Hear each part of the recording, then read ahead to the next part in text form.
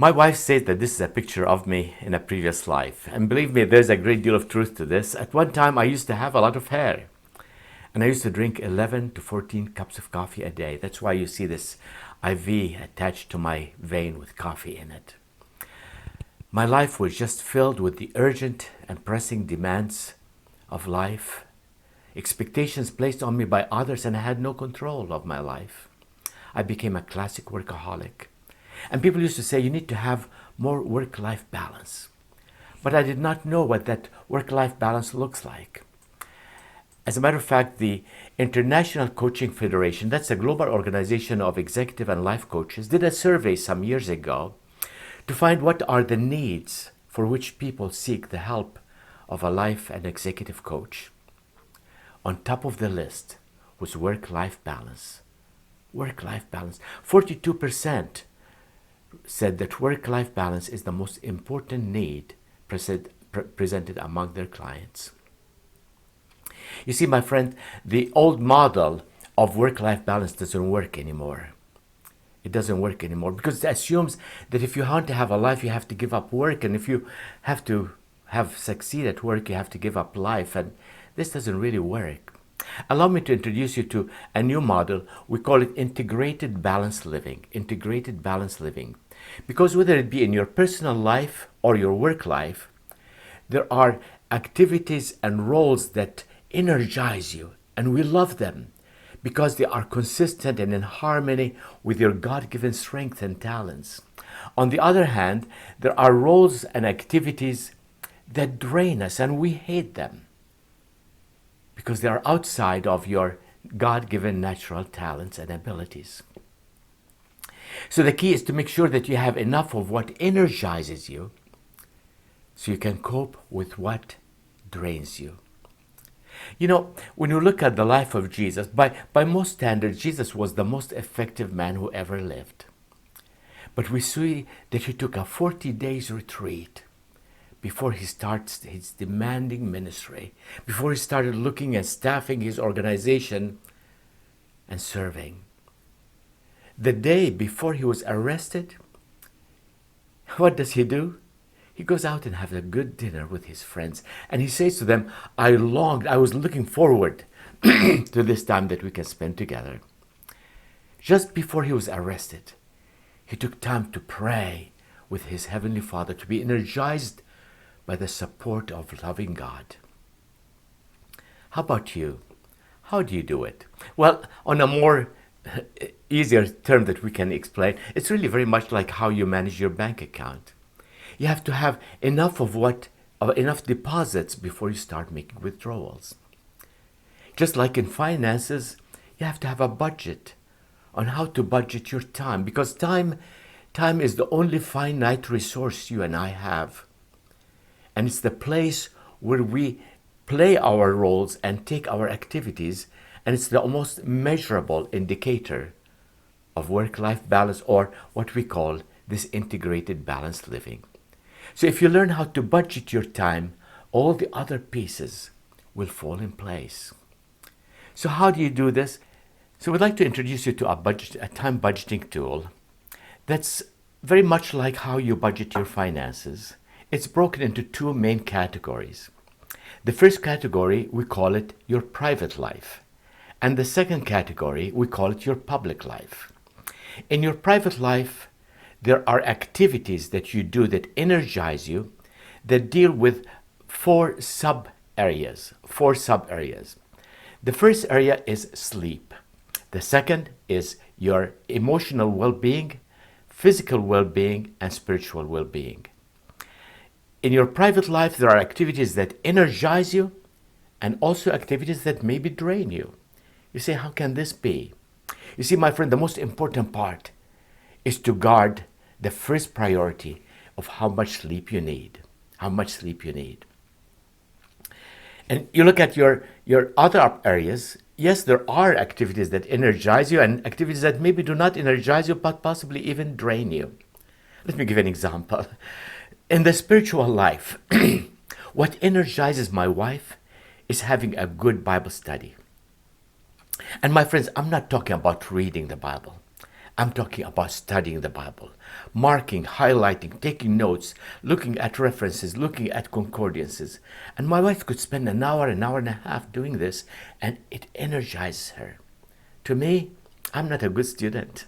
I love the Bible, but 15 minutes, 20 minutes, half an hour maximum, I need a break. You see, we're made different. We're shaped different. We have different strengths and talents. Emotionally, what energizes my wife is sitting down with a good book and reading it from cover to cover, and that would energize her. I am a very slow reader, and to me, reading takes energy, takes work. It even drains me. I learn differently. Take a look at the physical realm. I have a friend, he's an older gentleman. What energizes him is taking a 60-kilometer bike ride. Now, to me, half an hour on the treadmill is all I can take, my friends. You see, each of us is different. So as you look at your private life, what energizes you and what drains you? And do you allow enough time for the activities that energize you so you can cope with the activities that you have to do, that even if it drains you? When it comes to your public life, here we play roles. We play 3 different roles in relationship to other people. We classify these roles as doing work, equipping others for work, and administration of work. In doing work, you collaborate with other people. You work in teams, in projects to make things happen. But in equipping others for work, your success is based on how you influence, and you love influencing people. You don't do the work yourself, but you influence them so they can do the work and become effective at it. In the administration of work, you enjoy the routine and the patterns of doing things day in and day out, week in, week out. There's a cycle and a rhythm to these things, and very often you're much more in control of the outcome. Very often you like to work by yourself. Now, whether you're a housewife, a doctor, a nurse, a carpenter, a plumber, whatever profession in, we play a mix of these 3 roles. We all play a mix of them. But which ones energize you more and which ones tend to drain you? So you need to focus on what energizes you so it can support you in fulfilling what drains you, Now, we're going to give you an Excel spreadsheet, a budgeting tool that uses Excel. It's not a time management tool, but rather it's a time budgeting tool. It's a thinking and communication tool, and we're going to go through it one by one to see how it will work and how you can apply it. Now, this budgeting tool, this time budgeting tool, we're going to use Excel, and I hope you have downloaded it. You can download it from the link that's provided in the notes and work with us as we see it together. It's made out of 4 different sheets. As you know, an Excel workbook is usually structured in what they call sheets. There are 4 sheets. One we call the introduction sheet, the private sheet, and public sheet, the summary sheet, and finally your weekly budget. So let's take a look at your first sheet, which is the introduction sheet. The introduction sheet. Every one of those sheets is structured in two parts. The top part is usually an explanation of what you're expected to do and how you could use it. The bottom part is the input. So this allows Excel to do the calculations that is needed for your budget, very much like you do your financial budget at home or your family budget. Now, the first part of your input deals with your desired state. Where do you want to spend your time? Remember, time is the only finite resource you and I have. So we need to allocate how we allocate our time. And if you're like me and like most other people, you are given 24 hours a day, 7 days a week. I haven't met anyone yet who has more or less than 168 hours. The first part you input in that sheet is how much sleep do you need? And friends, most of us are sleep deprived. And that is a major cause for the stress of life. So you have to indicate how much sleep do you need. And if you don't know how much sleep you need, please go and Google how much sleep do I need, and you're going to find a lot of articles. But I'm going to assume that you're an average person requiring 8 hours a night of sleep. That makes 56 hours for the week. The balance is 112 hours that you can spend and allocate to your private life as well as your public life. And when it comes to your private life, we ask you to guesstimate. Here we're not dealing with time management, but how much time do you think you need for your spiritual well-being, your physical well-being, and your emotional well-being? And here, for example, for your spiritual well-being, between the time you spend in your Bible study, going to church for worship, being involved with a small group for study, let's assume you have about 11 hours. And for your physical well-being, between going to the gym, doing your laundry, taking a bath, having your dinners, maybe you need about 14 hours of sleep. And again, these are just guesstimates that based on what I do in my life. When it comes to your emotional well-being, let's assume that you will need about 15 hours. As a result, you have a total of about 40 hours a week that you spend in taking care of yourself and your emotional and your relationship with God. Folks, if you don't prioritize yourself, you cannot serve others. You know how it is in the airport, you say when the oxygen is down, you put your own mask first before you start taking care of other people. Now, when it comes to your the balance of 72 hours, that's what we have to allocate to your public life. And your public life involves your time you spend in your interactions and the roles you play. And these are 3 different types of roles. Some roles are what we call doing work, equipping others for work, and administration of work. We all do that. But what percentage of that time do you need to allocate? So here, while in the private life we enter actual number of hours, here we allocate percentages of the time remaining. Percentages of the time remaining. As you do this, Excel will do the calculation, which will lead us to the next sheet of the exercise. The next sheets are dealing with your actual or present state. Your first input was your desired state, your budget, what you feel your ideal model. But here we're going to deal with your actual. Where do you presently spend your time? You see, our objective is to compare your desired state to where you are now so you can make appropriate changes. And again, in this sheet, the first top part is an explanation. The bottom part is the input. So let's walk through the input of your private life. Let's walk through the input of your private life. Or how do you use this tool? You take time to think and walk through an average week. What are the activities that you do? And you list them in as much detail as possible. You know, what time you wake up in the morning, what do you brush your teeth first, or you take a shower first, you take your bath first, or you have breakfast first, and you list them all in as much detail as possible. You list them all in as much detail as possible. Be honest with yourself. Be honest with yourself. Then we add to it, to what extent do you love it or hate it? If it's something you totally love it, you code it as a 3. If you hate it, you put it as 1. If you're not sure, you give it a code of 2. Why? Because as an Excel spreadsheet, we get to sort it later on. And we get to see the grouping of all the items that are green. And we say, that's what I love. How can I do more of what I love so I can cope with what I dislike? The second area of input that we have is what we call the frequency of it. How often do you do this? Do you do it daily? Do you do it weekly? Do you do it monthly? Do you do it annually?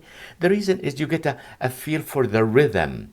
And if it's something that you hate doing, but you know what? You do it only once a year, that's okay. You can live with it. But something that you hate and you do it every day, we need to take a look and see how can we reduce the amount of time required for this. As a result, the next input to do that is how much time do you presently spend in this? How much time do you spend in this activity? And is it for your emotional well-being, your physical well-being, or your spiritual well-being. And in some areas, you may have to split the time. For example, for me, what energizes me spiritually, my friends, is taking a good walk and listening to good worship songs and even singing my songs. Now, my wife would shudder at the idea of walking in the streets singing, but what that energizes me. So if I go out for a walk for about an hour, I would divide half of that time is really spent on my spiritual well-being, and half of it is taking care of my physical well-being to make sure my doctor is happy with me. So that's the input. And as you may notice on the top, Excel will do the calculation showing you the difference between your desired state and your present state to help you make the comparison and make some adjustment as needed. Now we come to your public life and we do it exactly the same way. Exactly the same way. You list all the roles you play, all the roles you play in the lives of other people. Think of the many areas of responsibilities, the responsibilities you are committed to fulfill, the titles you hold, the roles you hold in the life of other people. And you list this in as much detail as possible. And again, as we done with the previous screen, we look at, do you love it or do you hate it? On a scale of 1 to 3. And also the frequency of it. The frequency of it. So for example, if you hate doing your expenses, but you know what? You do them only once a month. It's completely different from meeting with your boss, which you have to meet every day. So you record them. And how much you spend in each of these areas. And is this role or this responsibility fall in the category of doing work or equipping others for work? And here we use the word coaching because Excel doesn't give us enough room to type in equipping others for work. So in coaching, meaning we influence other people, we encourage other people, we mentor other people, we facilitate other people so they can succeed. And whether it's administration of work. So you indicate all the time that you spend in each of these areas, in each of these responsibilities, in each of these roles, and each of these tasks. Finally, we add one, and as Excel does the calculation on top, it will show you the difference between your desired state and your present state. But here, for the thinking process, we add one more element. We add more element. After you've done all of this analysis, we add another column. We call it IDS. I stands for I have to do it myself. This is something I cannot delegate to anyone else. D is maybe I can delegate it. Yes, right now I do it myself and I hate it or I don't like it, but maybe I can delegate it to someone else who would love to do this. For example, my wife loves reading, and for the kind of work I do, she does all the reading for me, and she highlights things. If I had to do it, it will take me a whole lot longer, and quite frankly, it will drain. But for my wife, it energizes her. It energizes. That's how we work together as a team so well. So I have to do it myself. D, maybe I can delegate it if I spend some time thinking about it. And S is stop doing it. This is an activity that I do, but I'm not sure it brings a great deal of value. And I could possibly stop doing it with no major consequence. No major consequence. Now, once you have done that, Excel will give you a comparison sheet. It's a worksheet that you can tap and look at. For those of you who are analytical, it gives you some graphs and data. This way you can begin to look at what changes you can make to align between your desired state and your present state. Once we have done that, we try to build a picture of what your week would look like. And it's a simple Excel spreadsheet. Now you have a good idea in your mind. So on one side, on the left-hand side, we list all the areas, the categories that we've talked about. Your private life, your public life, as well as the various aspects of it. And then on the other side, where you like to spend your time. And here we give you a sheet of 7 days a week, from 6 o'clock in the morning to late at night. Now you can adjust that. It's an Excel sheet, and you can color it the way you like to give you a picture of where you like to spend your time. And you can print it, keep it in front of you so you can see it every day. Remember, it's not a time management tool, it's a time budgeting tool. I hope we have shared with you this simple time budgeting tool. The desire is that you could do it. And my friend, this is not something you do it once and you forget it. You do it once and you update it as your need, as your life circumstances change. It's a tool that you can work with it, share it with a friend, a colleague, a coach who can hold you accountable and help you enhance it. It's a thinking and communication tool. And if we can help you in any way, please do not hesitate to contact us. We will be glad to provide you with other material and other tools to help you on the journey of living life to the full and finishing well. God bless you. Have a wonderful day. Bye-bye.